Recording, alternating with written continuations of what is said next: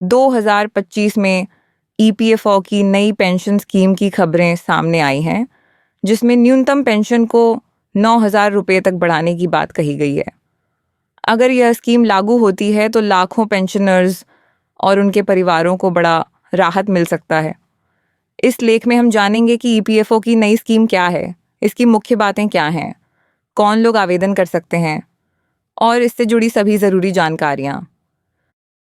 EPFO की नई pension scheme क्या है बदलाव?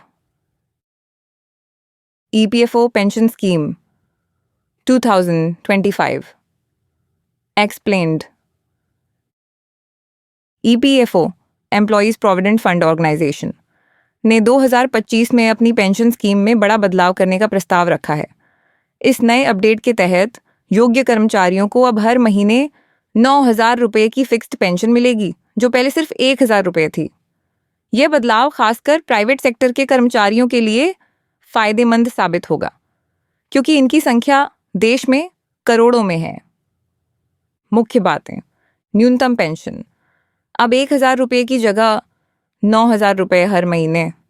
सेवा अवधि कम से कम 10 साल की नौकरी जरूरी। योग्यता ईपीएफओ के तहत आने वाले कर्मचारी जिनकी सैलरी निर्धारित सीमा के अंदर है। आवेदन प्रक्रिया ऑनलाइन और ऑफलाइन दोनों तरीके से। परिवार को लाभ पेंशनर की मृत्यु के बाद परिवार को भी पेंशन मिलेगी। महंगाई भत्ता डीए भविष्य में पेंशन में डीए जोड़ने का भी प्रस्ताव। ईपीएफओ नई pension scheme 2025 overview table.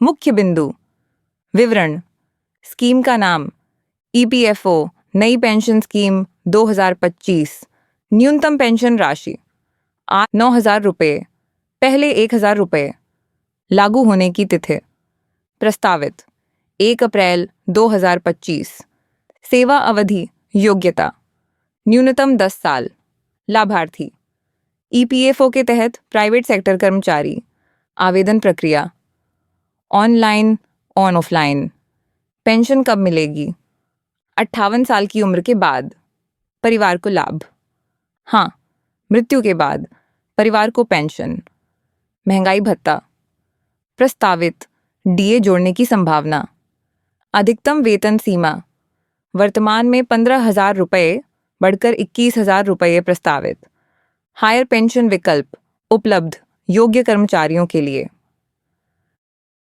EPFO pension scheme 2025 पूरी जानकारी पहली ईपीएफओ और ईपीएस 99 क्या है? ईपीएफओ भारत सरकार का एक संगठन है जो प्राइवेट सेक्टर के कर्मचारियों के लिए रिटायरमेंट के बाद पेंशन और भविष्य निधि पीएफ की सुविधा देता है। ईपीएफओ के तहत ईपीएस 95 एम्प्लॉयज़ पेंशन स्कीम 1995 चलती है, जिसमें कर्मचारी और नियोक्ता दोनों हर महीने योगदान करते हैं। ईपीएस 95 के तहत ही पेंशन राशि तय होती है।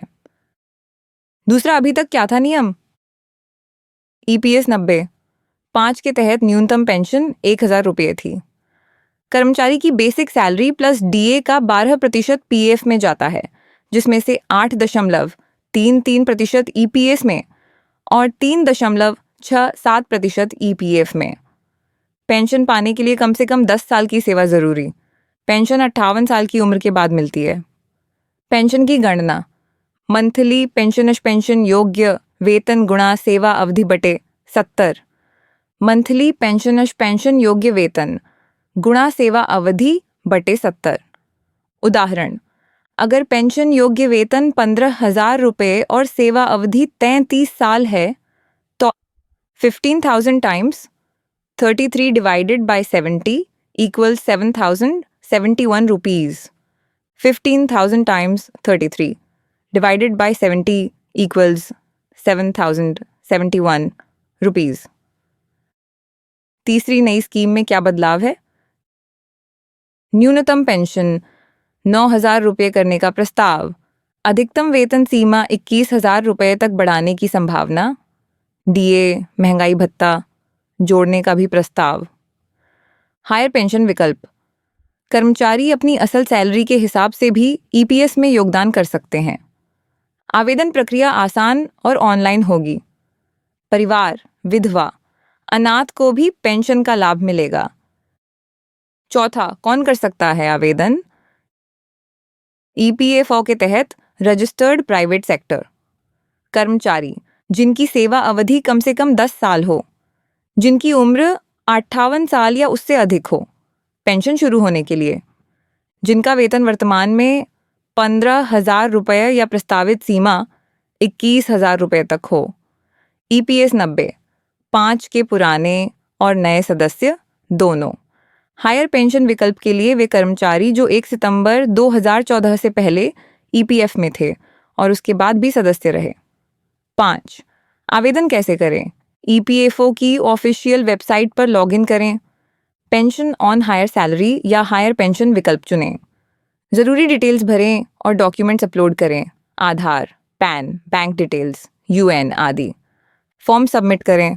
आवेदन की स्थिति ऑनलाइन ट्रैक कर सकते हैं। ऑफलाइन आवेदन के लिए नज़दीकी ईपीएफओ ऑफिस में संपर्क करें। छठा, हायर पेंशन विकल्प क्या है? कर्मचारी अपनी असल सैलरी के हिसाब से ईपीएस में योगदान कर सकते हैं, जिससे उनकी पेंशन बढ़ सकती है। इसके लिए जॉइंट ऑप्शन फॉर्म भरना जरूरी है। कर्मचारी और नियोक्ता दोनों की सहमति जरूरी। हायर पेंशन के लिए अतिरिक्त रकम का भुगतान भी करना पड़ सकता है। 7वीं पेंशन की गणना कैसे होगी? उदाहरण 1, पेंशन योग्य वेतन 21,000 रुपये, सेवा अवधि 35 साल, 21,000 times 35 divided by 70 equals 10,500 rupees.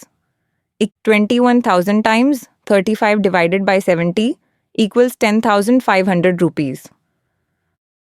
उदाहरण 2, पेंशन योग्य वेतन 25,000 रुपये अगर सीमा बढ़ती है।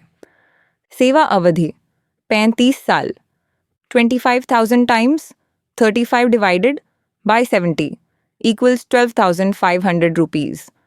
25,000 times 35 divided by 70 equals 12,500 rupees. 8वें परिवार को मिलने वाले लाभ। पेंशनर की मृत्यु के बाद पत्नी, पति को विधवा पेंशन, बच्चों को 25 साल की उम्र तक पेंशन, अनाथ बच्चों को भी पेंशन का प्रावधान, विकलांगता की स्थिति में भी पेंशन मिल सकती है। 9वीं नई स्कीम के फायदे। रिटायरमेंट के बाद बेहतर आर्थिक सुरक्षा, महंगाई के मुकाबले जीवनयापन आसान, परिवार को भी सुरक्षा, ऑनलाइन प्रक्रिया से पारदर्शिता और सुविधा, भविष्य में डीए के साथ पेंशन में बढ़ोतरी की संभावना। 10वीं नई स्कीम से जुड़ी चुनौतियां और सवाल। क्या सरकार का बजट इस बढ़ी हुई पेंशन का बोझ उठा पाएगा?